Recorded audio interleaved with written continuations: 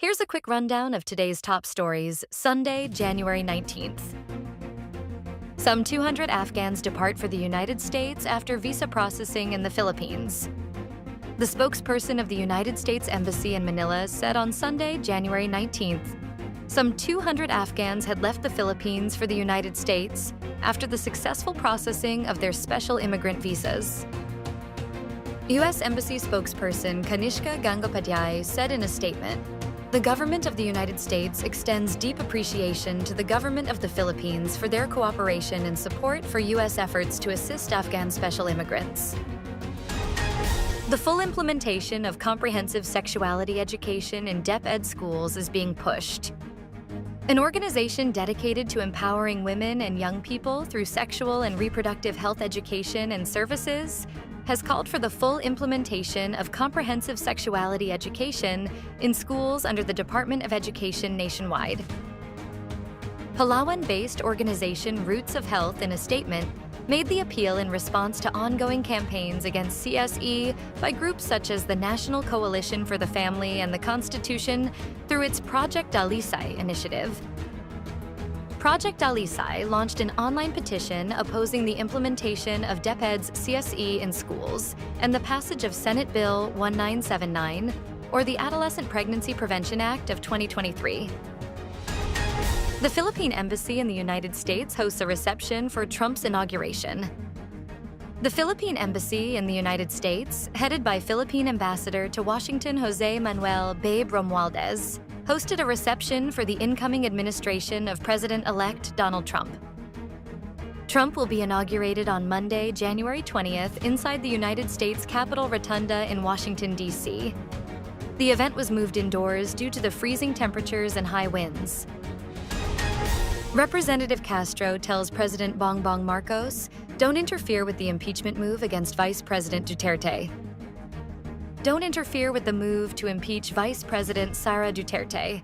This was House Deputy Minority Leader, ACT Teachers Party List Representative France Castro's message to President Marcos on Saturday, January 18th, following the latter's recent remarks wherein he said that now wasn't the time for Congress to pursue such impeachment.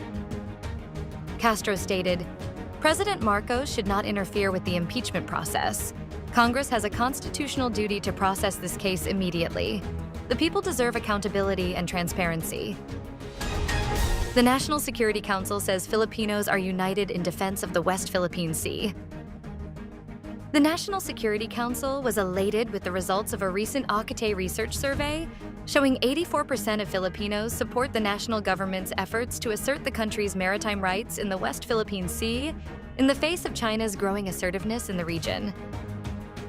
National Security Advisor Eduardo Año said the affirmation from the people reflects a shared commitment to protect national sovereignty and territorial integrity. He said in a statement on Saturday, January 18, "It is evident that the public is not only informed, but also united in supporting the country's efforts to defend its rights and interests in the West Philippine Sea." Reduced rainfall is expected across parts of the country, according to PAGASA.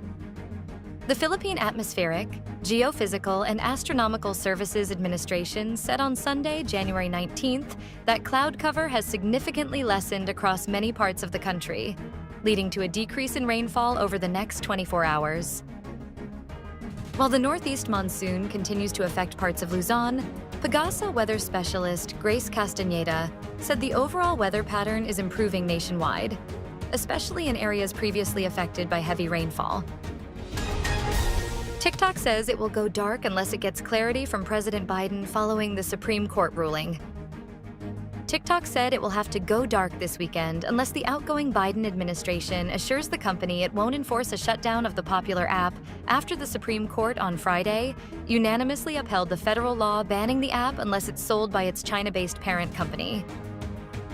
The Supreme Court in its ruling held that the risk to national security posed by TikTok's ties to China overcomes concerns about limiting speech by the app or its 170 million users in the United States. The decision came against the backdrop of unusual political agitation by President-elect Donald Trump, who vowed that he could negotiate a solution, and the administration of President Joe Biden, which has signaled it won't enforce the law, which was passed with overwhelming bipartisan support. beginning Sunday, his final full day in office. Gerald Santos will launch the Courage movement during his concert. It's only January 2025, yet the Philippines' Prince of Ballad, Gerald Santos, is off to a remarkable start. Last January 10th, he released his latest single, Hubad. Then, on January 24th, he will stage his first concert for the year at the SM North EDSA Sky Dome. The occasion will also mark the launch of his Courage movement. The 33-year-old balladeer has a lot of stories about his newest song, Hubad, which the composer Feb Kabahug wanted him to sing. Stay updated with the latest news. Visit our website at www.mb.com.ph or follow us on social media. Thanks for tuning in.